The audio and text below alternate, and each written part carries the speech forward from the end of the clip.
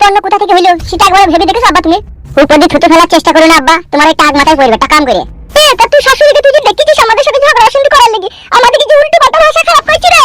আমি কাউকে ডাকিনি। বিয়ান, জামাইয়ের কোনো দোষ নাই, জামাই আমাকে ডাকেনি, আমি নিজে থেকে আমার বিটিকে দেখা করতে আইছি। কেন আমি তোমার বিটির বাড়ি আসতে পারি না?